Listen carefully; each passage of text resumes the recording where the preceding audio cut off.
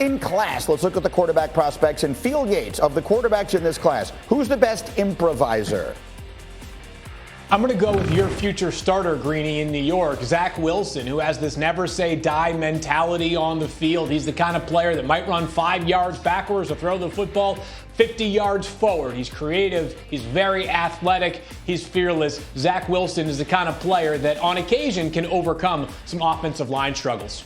All right, next up is mobility. Dan Orlovsky, which of these quarterback prospects has the best mobility? Yeah, I'm going to say Trey Lance, and it's for 3 reasons. One, his mobility is tied to physicality. He's a big-time physical runner with the football. And then I'll say long speed. He's also very fast once he gets into the open field. And third is elusivity. He's very elusive with the ball. And so you're talking about a guy that's got all 3 of those traits that you love with mobility. I'm going to say Trey Lance from North Dakota State. And I love elusivity. It's better than elusiveness. Finally, Mike Tannenbaum, which is the most accurate quarterback in this draft? Yeah, it's Mac Jones, and I'm going to give you 2 remarkable statistics why. He had over 70 completions of 20 yards or more, which is just incredible. And accuracy is well beyond completion percentage. He created over 2,400 yards after catch, Greeny. And I know they have great receivers, but you have to have pinpoint accuracy for your receivers to be able to make that many plays once they catch it. Well, that is his calling card. And Mac Jones, who's obviously been dissected, as all these guys have, was on Paul Finebaum show yesterday, and they got into this. This is a really interesting statement. Go ahead, play that. For me, it's just focusing on what I can control, and that's doing really well in my Zoom meetings and working out hard and throwing and stuff. So, honestly, that sounds like an Alabama answer, but it is what it is, and they're going to say what they're going to say. But if you watch the tape, it's good tape, so. Okay, that's the point. Is it good tape? Is it great tape? Dan Orlovsky has the tape. Show us Mac Jones. Yeah, it's the best tape in this draft, Greeny, okay? It's the best tape. And I think the understanding is this. Quarterbacks need to have the ability to survive and then thrive. Mac Jones shows that just here. Okay, the pass concept is going to be a 3-man concept. You're going to have a deep crossing route, a slot seam or clear out, and then a big in. Now, the progression for the quarterback is really 1 to 2. This is a high-level alert, especially versus man coverage. You're going to have a guy running away from the defender, and then you really get to number 2, the in route. But focus on the slot receiver, okay? The slot receiver is sometimes an alert for a quarterback. Now, why is it only an alert? Because his job is really to clear out a safety. Now, if they were in 2 safeties, if Missouri's defense had 2 safeties, run through the inside shoulder. Get that safety to clear out and might open up the in route. Now, if they're in 1 high safety, which Missouri is, run through his inside shoulder to make sure he cannot overlap for that deep crossing route. This is when Mac Jones shows you, I can not only survive, but my mind allows me to thrive. Okay, so I told you that crossing route was number 1. This is a great opportunity. You got man coverage. Here comes this receiver running away. But this safety started on that hash, right?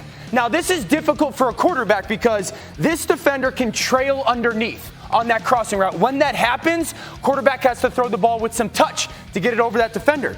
But you can't because that safety is right there. He can play over the top. Throw's going to be nearly impossible. Now that brings us to this slot receiver because his job is to run through that safety unless that safety leaves. If he leaves, go replace him. Now, quarterback, you've got to see it the same way. Since you can't make this throw, make this throw, but it has to be on time. Mac Jones is staring this way, seeing that safety. Now, you, as a quarterback, if you are going to make that throw, make it before he spins around and can make that play. That ball is out right now. This safety is just starting to spin. You've got to bleed this receiver just to the middle of the field and get that ball there before the safety can collapse and make that play. Bang, bang, right there. Watch how quickly Mac Jones actually does this, okay? It's great to see it from the back angle. He's going to shuffle, side, step into his throw, and make it within 1 hitch. Watch how quickly it happens. Shuffle, step, throw, and you tell me that timing doesn't matter in this moment. That is absolutely perfect from Mac Jones. Listen, playing quarterback is definitely about or done with the body, but is always clearly going to be about the mind, and Mac Jones has a special one. That is really, really good. That's Jalen Waddle making that catch, by the way, who will also be a high pick in this draft. Paul Finebaum jumps in with us here. That was his interview you did yesterday. What more can you tell us about that? Like, where You know, like all the players, they get picked and prodded and taken apart at this time of year. How would you describe where Mac Jones' head is at here 2 weeks from the draft, Paul?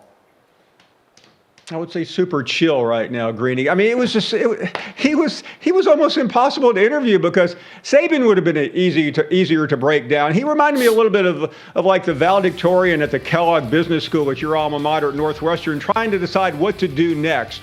Do I take the seven-figure job from Apple or Amazon? Do I go to Europe for a year? Do I go to law school and become a Supreme Court justice? I mean, I have never seen a more confident guy without dropping a sweat, Greeny. I mean, it was an Oscar-winning performance yesterday. And again, the play. I mean, for those who didn't see it, I mean, the point that was made earlier by Field is a year ago today, no one expected Mac Jones to be in the conversation that he's in right now. How did he do it? Paul? Oh, I'm sorry. He did it. I was so mesmerized by his performance. Here's how he did it, Greeny. He went to school. He never quit going to school. He was learning when Jalen Hurts was there. He was learning when Tua was there. Nobody cared about him, and you're right about what you said a minute ago. Bryce Young, the phenom from L.A., was thought to be the starter by midseason, not by the beginning of the year, but by midseason.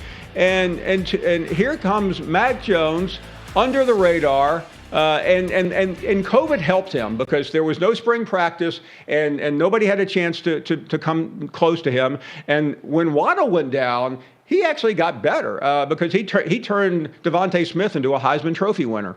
I continue to believe, and Dan, I only have like 15 seconds here and we'll get back to it. I continue to believe, to the point you made earlier, that's the guy Belichick wants.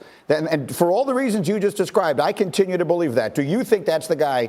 Would he thrive in Bill Belichick and Josh McDaniels' system? I've got just a few seconds. It depends on what Josh wants to do schematically moving forward. If he wants to